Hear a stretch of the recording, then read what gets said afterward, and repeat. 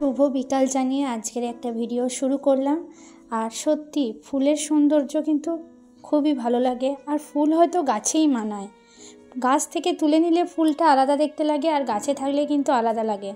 ফুল গাছেই ভালো, যার যেটা জায়গা সেখানেই তাকে রাখাই ভালো, কিন্তু তাও আমরা ফুল ছিঁড়ি।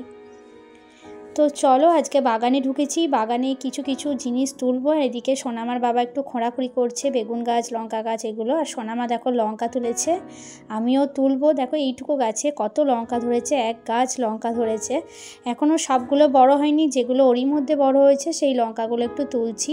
আর এদিকে বেগুন, শাক, মূলো, শসা, ফুলকপি এইসব সব লাগানো হয়েছে, পেঁয়াজ শাক এইসব লাগানো হয়েছে। তো সেই বাগানেই একটু পরিচর্যা করছে সোনামার বাবা। আর আমি ভাবলাম দুটো লঙ্কা তুলিস, লঙ্কাগুলো বড় হয়েছে একটু, সেই জন্য একটু লঙ্কা তুললাম। আর এইদিকে দেখো, আগে এই গাছগুলো আমরা বলতাম ঝুমঝুনি গাছ, তো কে এখন কি বলো জানি না, অনেকে অতসী বলে, আর একটা কি নাম আছে আমার এই মুহূর্তে মনে পড়ছে না। তো এইগুলো আমরা ঝুমঝুমি গাছই বলতাম। আর এই আমার অনেক পুঁই মেটুরি হয়েছে, পুঁই মেটুরিও খাচ্ছি, ভালো লাগে। আর দেখো এই গাছটা একবারে শুকিয়ে যাচ্ছে, তারপরেও কিন্তু এক গাছ করে উচ্ছে ধরছে। মানে আর এগুলো উচ্ছে না করলা অনেকে বলে, কিন্তু আমি ঘি করলাগুলোকে ঘি করলা বলি, আর এগুলোকে কিন্তু আমি উচ্ছেই বলি, যতই বড় হোক। তো এখান থেকেও আমি দুটো চারটে করলা, উচ্ছে করলা নয়, যাই হোক তুলে নিচ্ছি। আর সোনামা ঝুড়ি নিয়ে দাঁড়িয়ে আছে, আর আমি ছিঁড়ছি। আর এক হাতে তো ফোনটা আছে, একটু অসুবিধা হচ্ছে। কি বলো তো, মাঝে মাঝে সত্যিই খুব অসুবিধা হয় রান্না বান্না করতে, কোনো ভিডিও দিতে, কোনো কিছু করতে, যে কেউ যদি ধরে থাকতো। আর স্ট্যান্ড নিয়ে কত ঘোরা যায় বলো, মানে হয় না সেগুলো সব, কিন্তু তাও আমাদেরকে ভিডিও করতে হয়। দেখো কতগুলো উচ্ছে তুললাম, দেখো এই শুকিয়ে যাচ্ছে গাছটা, তাও উচ্ছে রয়েছে, এখনও দুটো চারটে ছোট ছোট রয়েছে, সেগুলো আর তুললাম না, ওগুলো একটু বড় হোক তারপরে তুলবো। তো চলো আমরা একটু সবজি বাজার করে নিয়েছি, এরপর আমরা আর কি পাওয়া যায় দেখি। আর এখন আপাতত পুঁই মেটুরিটা তুলছি না, সকালেই পুঁই মেটুরিটা তুলবো রান্নার জন্য। তো চলো আজকে তোমাদের সাথে আজকে অন্য একটা রেসিপি শেয়ার করব। আজকে কি রেসিপি শেয়ার করব সেটা তোমরা একবার দেখে নাও। প্রথমে দেখো আমি এখানে আলু কেটে নিয়েছি, আর নিয়েছি চিড়ে, কাঁচা চিড়ে। দেখো আমি ফ্রেশ কাঁচা চিড়ে নিয়েছি। আর এরপর আমি আলুগুলো ভালো করে ধুয়ে নিয়েছি জলে। আমি প্রেসারে আলুগুলো ভরে, আলুগুলো আমি সিটি মারতে দেব 2 থেকে 3টে। আমি প্রেসারে আলুগুলো ভরে দিয়েছি, দিয়ে আমি প্রেসারে আমি এখানে গ্যাসে বসিয়ে দিয়েছি, 2 থেকে 3টে আমি প্রেসারে সিটি দিয়ে দেবো। আর এদিকে আমি নিয়েছি চিড়েটা আমি ভালো করে জলে 2 থেকে 3 বার ধুয়ে নেব, কারণ সাদা সাদা জলটা বেরোয় যেটা, সেটা যতক্ষণ না পরিষ্কার বেরোচ্ছে ততক্ষণ আমি চিড়েটা ভালো করে আমি ধুয়ে নেব।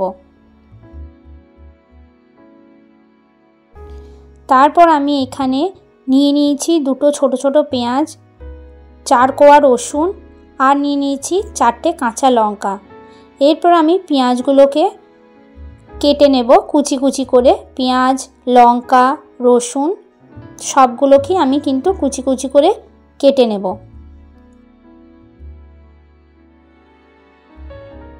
আমি নিয়েছি পেঁয়াজ কুচি, লঙ্কা কুচি, রসুন কুচি, আদা বাটা আর টমেটো কুচি।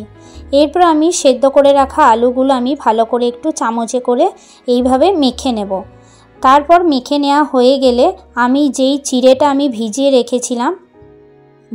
ধুয়ে রেখেছিলাম সেই চিড়েটা আমি এই আলু সেদ্ধতে দিয়ে দেব। তারপর আমি চিড়েটা আলু সেদ্ধর সাথে ভালো করে মিশিয়ে নেব। তো চলো আমি বাটিতে আলু সেদ্ধ আর চিড়েটা নিয়েছি, এইভাবে ভালো করে চিড়েটা আলু সেদ্ধটা মাখিয়ে নেব।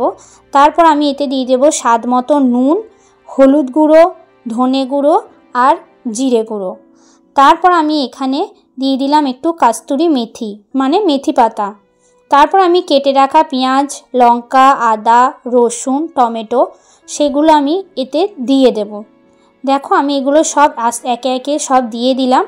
এরপর আমি এটাকে ভালো করে একসাথে চিড়ের সাথে ভালো করে আমি মাখিয়ে নেব। চিড়েটা একটু চ্যাটচ্যাটে হয়ে যাবে, কিন্তু ভালো করে মাখিয়ে নিয়ে রেখে দিতে হবে। তো তারপর আমি মাখিয়ে নেওয়ার পর আমি এইভাবে আকারে আমি করে নিয়েছি। তোমরা চপের আকারেও করতে পারো, ভেজিটেবিল চপের আকারেও করতে পারো। আমি এই আকারে করে নিয়েছি। দেখো এইভাবে আমার অনেকগুলো আমি আকারে করে নিয়েছি। তোমরাও এইভাবে যে যেরকম আকার পারবে সেরকম আকারে তোমরা করে নেবে। তারপর আমি নিয়ে নেব একটা বাটিতে কর্নফ্লাওয়ার। আমি একটা বাটিতে কর্নফ্লাওয়ার নিয়েছি, 2 থেকে 3 চামচ কর্নফ্লাওয়ার নিয়েছি। আর দিয়ে দিলাম স্বাদ মতো নুন, আর দিয়ে দিলাম গরম মশলা গুঁড়ো, 2 চিমটে গরম মশলা গুঁড়ো। এরপর আমি এখানে দিয়ে দেব জল। জলটা খুব বেশি দেবে না, খুব বেশি পাতলা করো না, একটু মোটা থাকবে। খুব বেশি জল দিয়ে দিলে পাতলা হয়ে যাবে। তারপর আমি চামচে করে এটা গুলে নেব। আর এদিকে আমি কড়াইয়ে তেল গরম করতে দিয়ে দিয়েছি। তেল গরম হয়ে গেলে আমি এখানে যেই আকারগুলো করেছিলাম সেই আকারগুলো কর্নফ্লাওয়ারে ডুবিয়ে রেখে দিয়েছি। দেখো আমি দুটো আগে থেকে কিন্তু ডুবিয়ে রেখে দিয়েছি। এরপর আমি তেল গরম হয়ে গেলে আমি এইগুলো তেলে ছেড়ে দেব। তার আগে আমি ভালো করে কিন্তু এপিট ওপিট করে কর্নফ্লাওয়ারে ডুবিয়ে নিয়েছি। আর কর্নফ্লাওয়ারটা না একটু ঠান্ডা, মানে সঙ্গে সঙ্গে না দিলে একটু না তলায় লেগে যায়, সেটা একটু চামচে করে ঘেটে নিও। তারপর দেখো আমি তেলে ছেড়ে দিয়েছি। তেলে ছেড়ে দিয়েছি। আর এটা অবশ্যই ছাঁকা তেলে করবে। আর গ্যাসের ফ্লেমটা অবশ্যই বাড়িয়ে রাখবে, খুব বেশি বাড়িয়েও না, পুড়ে যাবে তাহলে। একটু দেখে শুনে করে নেবে। যেমন আর ছাঁকা তেলে করলে কি হয়, তেলটা একটু কমও পড়ে, উপরন্তু খেতেও ভালো হয়। তো দেখো এইভাবে আমি একে একে প্রত্যেকটা সব আমি করে নেব। তো এইভাবে উল্টে পাল্টে আমি সবগুলোই ভেজে নেব। খুব বেশি ভাজবে না, আবার খুব কাঁচাও রাখবে না, যেন ভেতরটা মানে কাঁচা না থাকে, সেইভাবে ভাজতে হবে। আমরা সবাই জানি ভাজতে, সেরকমভাবেই ভেজে নিতে হবে। এইভাবে একে একে প্রত্যেকটা আমি এইভাবে কর্নফ্লাওয়ারে ডোবাবো আর কিন্তু তেলে ছাড়বো। আর তোমাদেরকে বললাম কর্নফ্লাওয়ারটা তলায় লেগে যায়, সেটা একটু চামচে করে ঘেঁটে নেবে, তাহলে আরও ভালো হবে। আর বেশি পাতলা করো না কর্নফ্লাওয়ারটা। তো দেখো আমার রেডি হয়ে গেছে চিড়ের কাটলেট। খুব সহজ পদ্ধতিতে ঘরোয়া উপকরণ দিয়ে আমি কিন্তু আজকে তৈরি করে নিয়েছি চিড়ের কাটলেট। অবশ্যই বন্ধুরা একবার বাড়িতে বানিয়ে দেখো এই রেসিপিটা। আশা করি খেতে খুবই ভালো লাগবে। আর চিড়ে আমাদের পক্ষে খুবই উপকার। তো টিফিনে জলখাবারে এটা তো করাই চলে। আর আজকের ভিডিওটা কেমন লাগলো অবশ্যই কিন্তু কমেন্ট বক্সে জানিও। সবাই ভালো থেকো, সুস্থ থেকো।